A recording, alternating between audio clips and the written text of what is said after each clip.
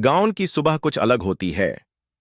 मिट्टी से उठी हुई एक खुशबू होती है जो सिर्फ नाक से नहीं, दिल से महसूस होती है। उसी सुबह में दो छोटे सपने हर दिन खेतों में दौड़ लगाते थे, गोपाल और चंदन।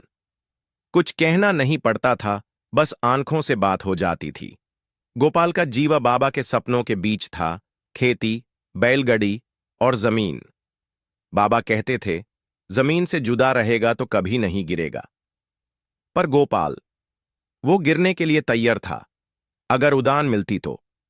रात के अंधेरे में, सबके सो जाने के बाद, जब सिर्फ लैंप की रोशनी और जुगनू का साथ होता, गोपाल किताबें पढ़ता।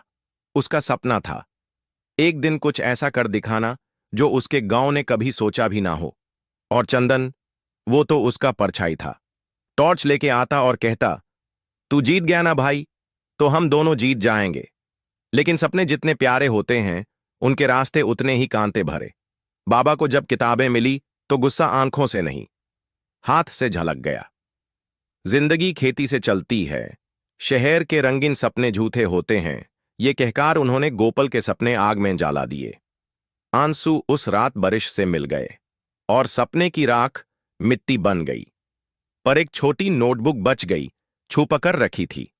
शायद उसी में हिम्मत छुपी थी। फिर एक दिन चंदन चला गया, बिना कुछ कहे। सिर्फ एक पुराना रेडियो और एक चिट्ठी छोड़ गया। फॉर्म भर दिया है भाई, एग्जाम शहर में है, बस तू आ जा। गोपाल ने कुछ नहीं कहा, सिर्फ एक ट्रैक्टर के पीछे छुपकर शहर की तरफ निकाल पड़ा। पहली बार उसने गांव के परे का आसमान देखा, डरते दाड़ते लेकिन सपना पकड़कर। शहर में सब कुछ अलग था, बड़े बच्चे अंग्रेजी बोलते हुए।